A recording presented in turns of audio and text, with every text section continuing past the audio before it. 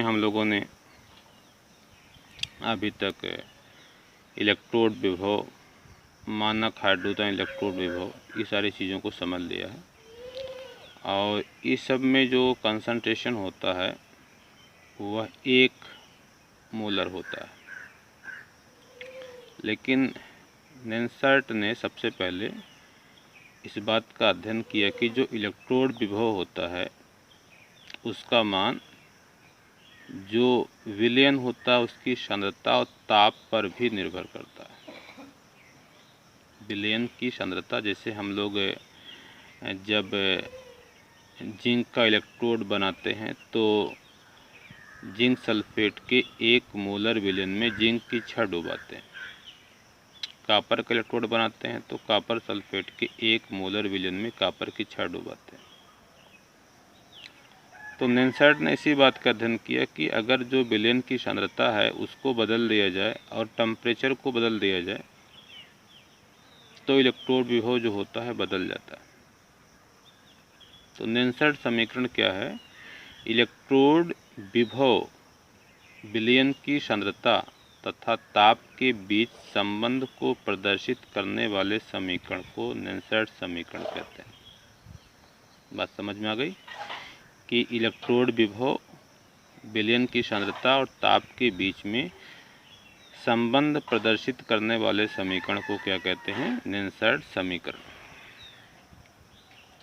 एक सामान्य वैद्युत रासायनिक अभिक्रिया अगर मैं ले लूं AABB CCO DD के लिए अभिक्रिया भागफल Q बराबर होगा C की पावर C D की पावर D बटे A की पावर A B की पावर B। ये अभिक्रिया भागफल है, इसको आपको शाम में वाले चैप्टर में पढ़ाया जाता है। ऊष्मागतिकी से इस समीकरण को हम लिख सकते हैं डेल्टा G बराबर delta G not RT log ln Q। ln जो होता है log का बेस अगर E होता है तो उसको ln लिखा जाता है। ln का मतलब होता है log base E। log base E को क्या लिखा जाता है? ln। तो ये ऊष्मागतिकी समीकरण है, ये थर्मोडायनामिक्स में पढ़ाया जाता है पिछले साल। तो अगर आप लोग नहीं पढ़े हैं तो आप लोग इसको याद रख लीजिएगा। यहाँ पे जो डेल्टा G है ये गिब्स ऊर्जा है और जो डेल्टा G नॉट है ये मानक गिब्स ऊर्जा। क्या है? मानक गिब्स ऊर्जा। तो डेल्टा G बराबर होता है माइनस NF E सेल और डेल्टा G नॉट बराबर होता है minus NF E naught cell. मतलब अगर यहाँ पर नॉट नहीं लगा तो ई सेल पे नॉट नहीं होगा और यहाँ पे नॉट लगा तो ई सेल पे नॉट होगा। अब इन दोनों मानों को इस समीकरण में रख दिया गया। देख लीजिए समीकरण 1 में डेल्टा G तथा डेल्टा G नॉट का मान रखने पर तो इसकी जगह पर हो जाएगा माइनस NF ई सेल, यहाँ पे नॉट नहीं है, ठीक है, बराबर minus NF E naught cell यहाँ पे रखा गया प्लस RT ln Q। ठीक है। अब माइनस NF से भाग, माइनस NF दोनों पक्षों में भाग देने पर माइनस NF से भाग दो, माइनस NF बटे माइनस NF बटे माइनस NF। तो NF NF से कट जाएगा। तो उसके बाद माइनस से माइनस भाग देंगे प्लस हो जाएगा। ई सेल बराबर हो जाएगा E naught cell minus RT बटे NF ln Q। तो जब ln को log बेस 10 में कन्वर्ट करते हैं तो यहाँ पर गुणा करेंगे 2.303 से। किससे गुणा करेंगे? 2.303 से। तो ln की जगह पर क्या हो जाएगा? log base 10। ln क्या है? log बेस E है। तो ये फार्मूला जो है वो नेंसर्ट समीकरण है, या किसी भी टेम्परेचर पे लगाया जा सकता है, लेकिन ज़्यादातर क्वेश्चनों में हमें जो आता है वो 25 डिग्री सेंटीग्रेड पर आता है। क्वेश्चन आता है वो 25 डिग्री सेंटीग्रेड पे निकालने के लिए आता है। तो 25 डिग्री सेंटीग्रेड पर T का मान जो है वो केल्विन में रखा जाता है तो 25 + 273 की जगह 298 हो जाएगा।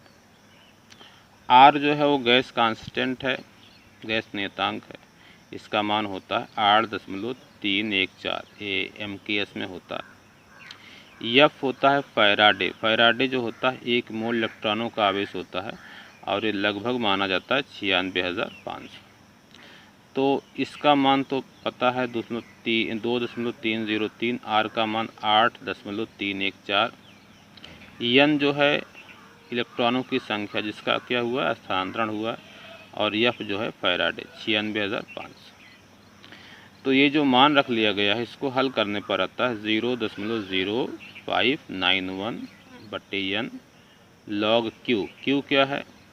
Q यही होगा जो एक्टिव मास ऑफ C की power C, active mass of D की पावर D बटे एक्टिव मास ऑफ A की power A, active mass of B की पावर B।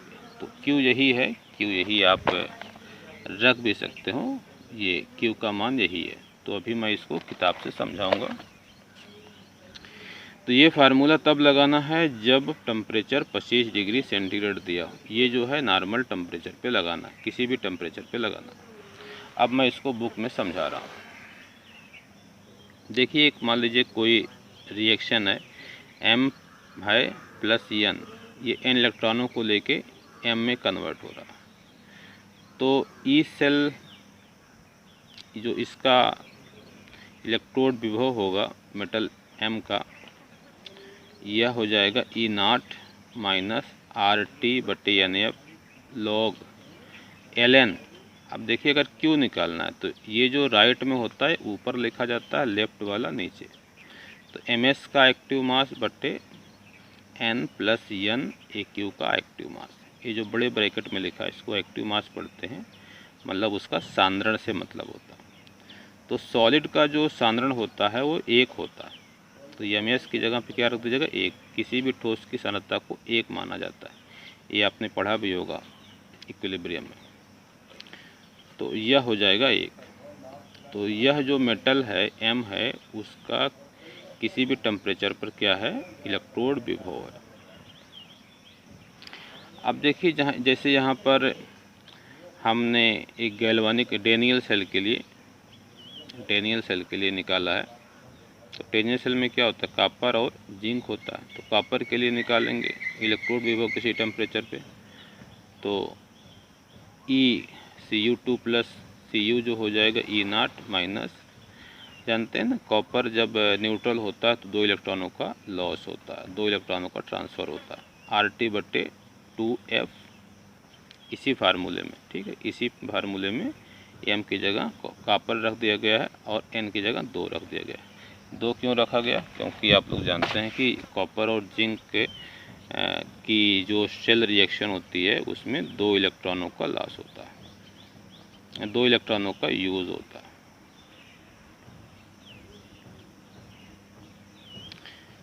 और उसी तरीके से जिंक जो है ये 2 इलेक्ट्रॉनों का लॉस करता है।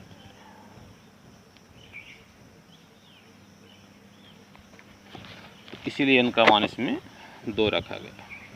ठीक है, उसी तरीके से जिंक के लिए रख देंगे।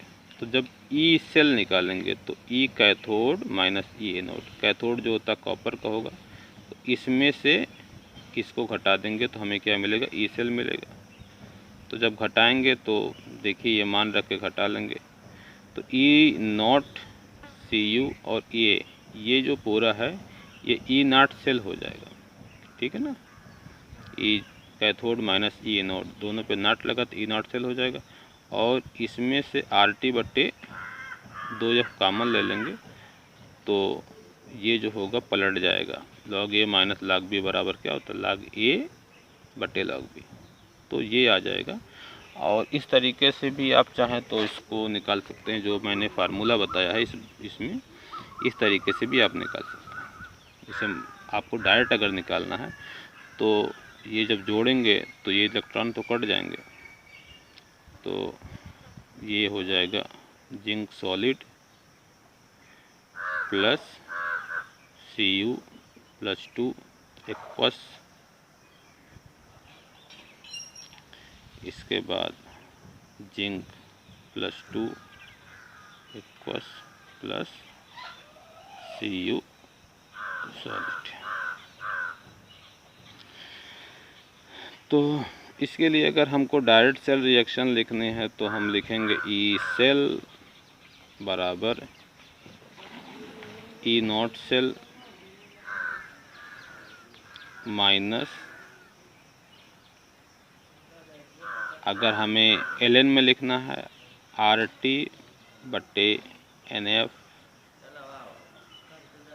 लॉग,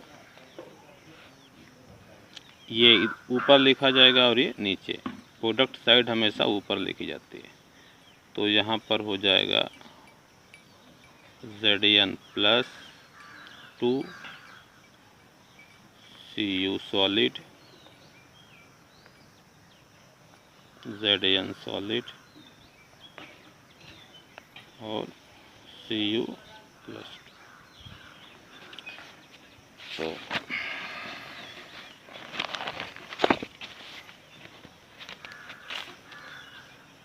सॉलिड का हमेशा एक्टिव मास जो होता है 1 होता है। तो इस तरीके से जब हम इसको कैलकुलेट करेंगे तो ई सेल बराबर हो जाएगा E naught cell minus RT/NF log Zn +2 का कंसंट्रेशन बटे Cu +2 का कंसंट्रेशन। तो इस तरीके से भी आप निकाल सकते हैं, उसी चीज़ को यहाँ पर निकाला गया। ठीक है।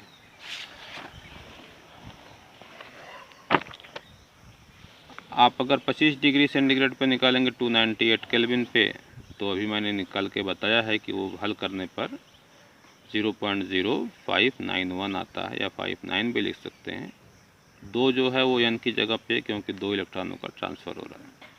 उसी तरीके से निकल और Ag के लिए अगर हम सेल बनाएं तो निकल और Ag के लिए जो सेल बनाएंगे तो इसमें देखिए क्या इसकी सेल रिएक्शन लिखी जाएगी, इसको थोड़ा सा समझिए। निकल और Ag के लिए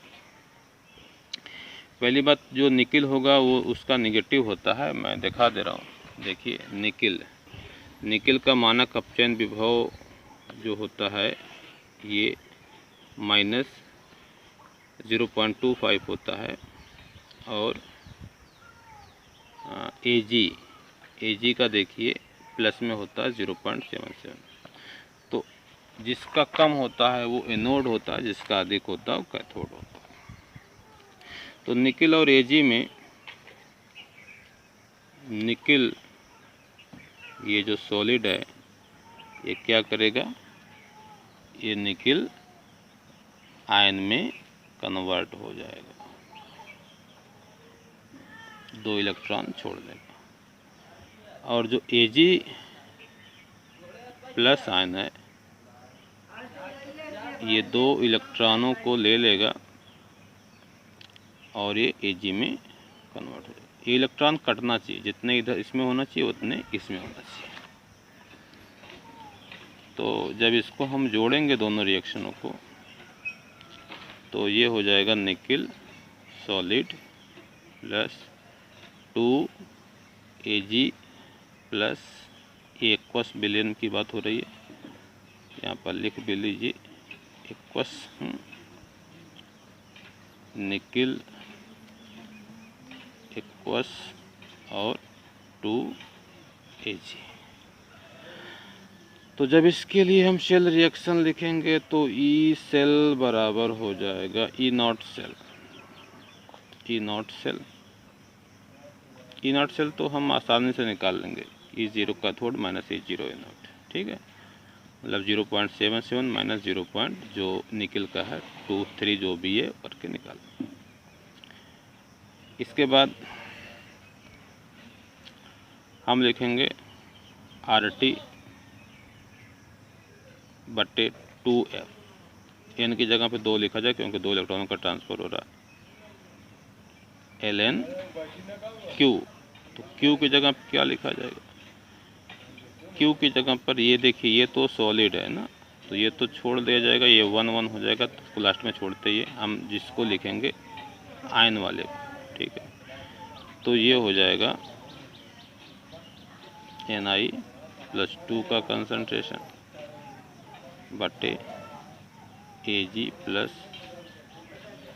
और यहाँ पे जो 2 है वो यहाँ पे जाएगा, और जब इसका 25 डिग्री पर निकालेंगे तो इसकी जगह पे 0.0591 हो जाएगा। इसे अगर हम 25 डिग्री पर निकालना चाहें तो ई सेल बराबर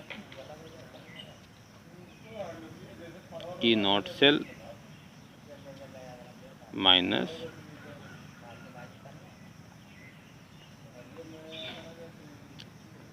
(0.0591/2) और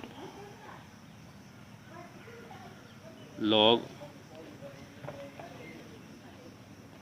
का बेस 10 होता है, Na+2 का कंसंट्रेशन बटे Ag+ का स्क्वायर, ठीक है।